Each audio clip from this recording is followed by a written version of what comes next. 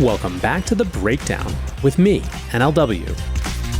It's a daily podcast on macro, Bitcoin, and the big picture power shifts remaking our world. What's going on, guys? It is Wednesday, February 7th, and today we have a short but dense episode for you.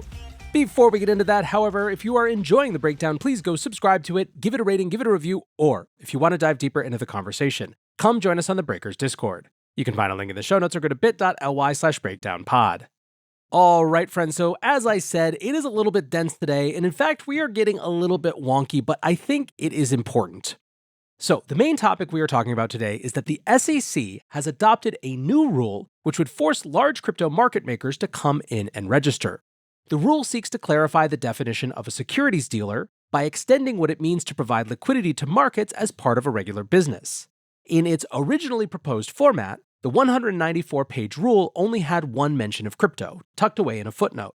In its final form, the 247-page rule deals with a wide range of irregular market makers who will now be required to register, largely in traditional securities markets. The point is to capture any market participant of sufficient size, including many algorithmic trading firms and hedge funds.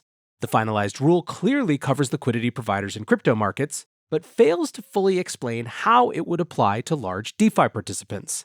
There is an exception for firms and individuals with less than 50 million deployed in capital markets. So it is important to keep in mind that we are talking about the large section of crypto firms that would have new reporting requirements.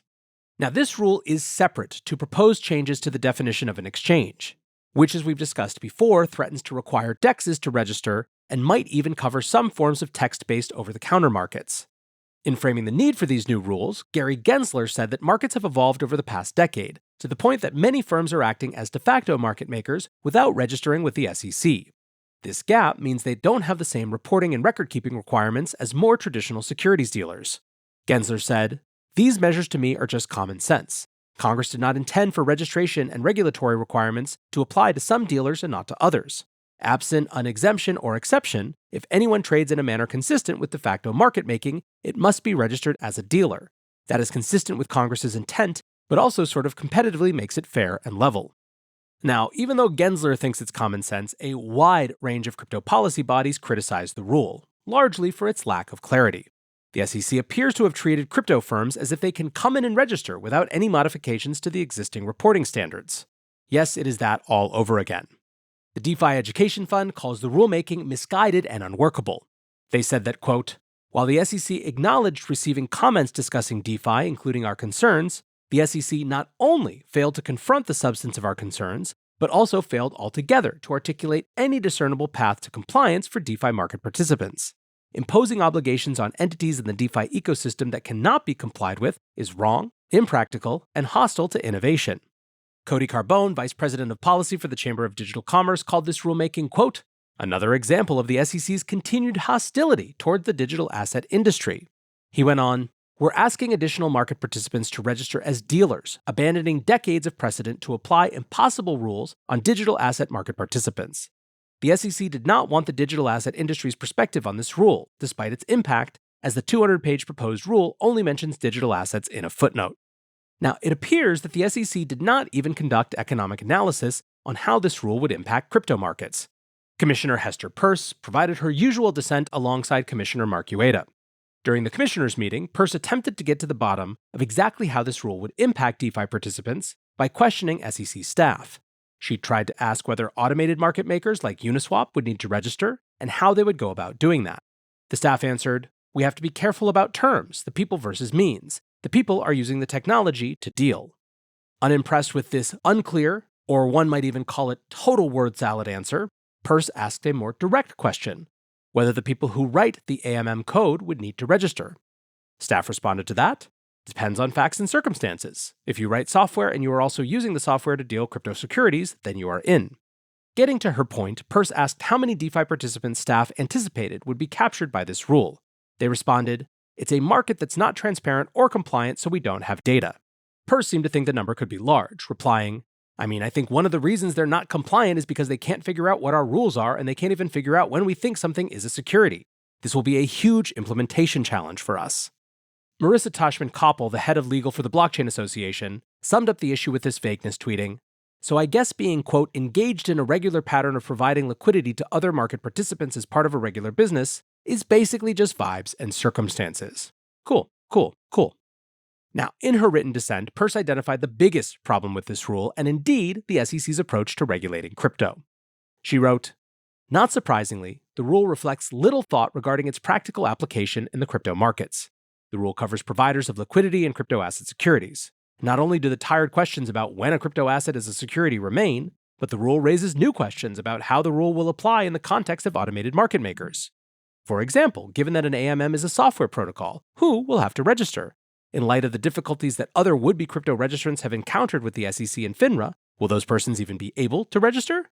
Rather than engage seriously with these questions, the Commission hints that, quote, certain persons engaging in crypto asset securities transactions may be operating as dealers already."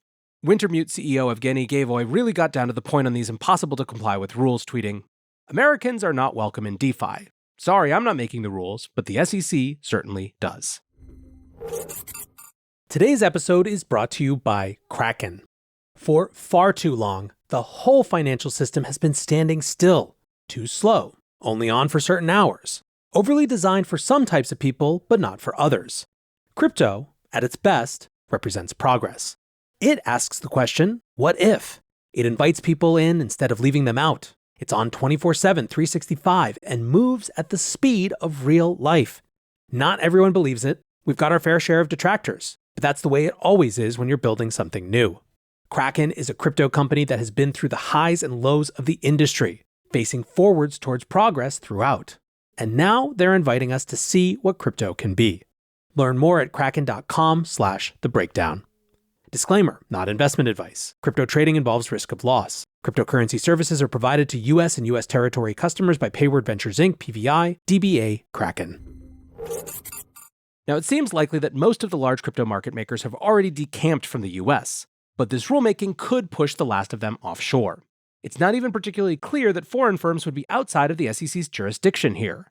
The regulator could argue that many US investors access particular DeFi pools, giving them an enforcement prerogative. The final rules will come into effect 60 days after being published in the Federal Register, with a 1-year grace period to meet registration requirements. The only thing that could stop it now are intervention from Congress and lawsuits. Now, the Republican House Financial Services Committee tweeted, "The SEC's final rule expanding the dealer definition is overly broad and risks harming market dynamics, particularly within the digital asset ecosystem. The lack of clarity and consideration for implementation challenges exacerbates these issues, leaving market participants uncertain about their regulatory obligations and potentially disrupting markets. The SEC should reconsider its final rule to ensure market stability and efficiency while fostering innovation." Now, crypto trading firms were only a tiny portion of the companies that would be impacted by these new rules. One of the larger groups that would have new reporting requirements is hedge funds that regularly trade U.S. Treasuries. Gaining better data on how the U.S. Treasury market trades seems to be one of the big reasons behind the rulemaking. However, additional data for the SEC will come at the cost of greater compliance costs and scrutiny on these firms. Private trading firms have lobbied against these rules since they were first introduced in 2022. Industry groups even went so far as calling the requirements an existential threat to certain trading strategies. Regarding the Treasury market, the SEC maintained that the rules were necessary because trading firms make up such a large part of trading volume. The regulator said these rules would ensure that similar activities are regulated in a similar manner. So when it comes to what we need to do, I think it's best summed up by Jake Chervinsky, the chief legal officer at Variant Fund, who tweeted, "File more lawsuits." Now, staying in Wonkville for one more story, Treasury Secretary Janet Yellen was called before Congress on Tuesday to discuss the latest Financial Stability Oversight Council report. House Financial Services Committee Chairman Patrick McHenry opened the hearing by leveling a familiar accusation. Under the current leadership, he said, "We've seen FSOC expand its regulatory reach to fit the administration's political priorities. Unfortunately, FSOC appears to be part of the same troubling trend as Biden's other financial regulators. When you're distracted by shiny partisan objects, you take your eye off the ball." Now, FSOC is made up of the heads of multiple financial regulators, including the Treasury, the Fed, the SEC, and the CFTC. Its mandate is narrow, to identify and mitigate financial stability risks before they become a problem. McHenry noted that at the beginning of last year, FSOC's report featured a long section on the crypto collapse, but failed to recognize the looming bank failures that would hit in March. Now, this hearing focused on pending crypto legislation around stablecoins and market structure. Yellen said, "There are many areas with respect to digital assets where we do have clear regulatory authority, but we've identified some gaps. It would be very useful for Congress to fill those gaps." She claimed that structural risks from crypto are largely about high volatility and the possibility to trigger bank runs on crypto-friendly banks. Yellen claimed that stablecoins pose risks to the financial system which have the potential to become significant over time. She weighed in on the current sticking point for stablecoin legislation, whether state authorities are sufficient regulators for stablecoin issuers. Representing the position of FSOC on the issue, Yellen said, "It's critical for there to be a federal regulatory floor that would apply to all states, and that a federal regulator should have the ability to decide if a stablecoin issuer should be barred from issuing such an asset."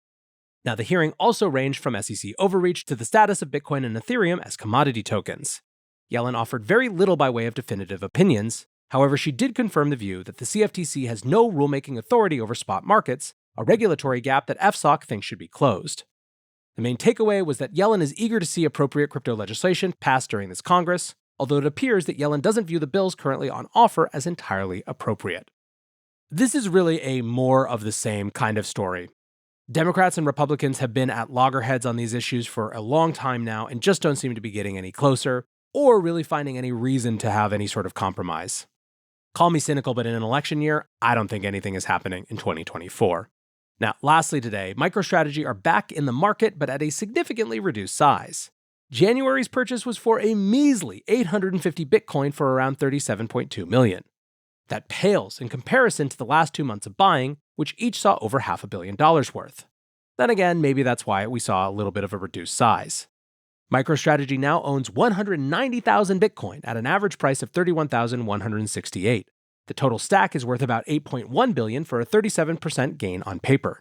It also represents around 1% of all Bitcoin in circulation. Now, this slowdown in buying could indicate that free cash is almost completely deployed.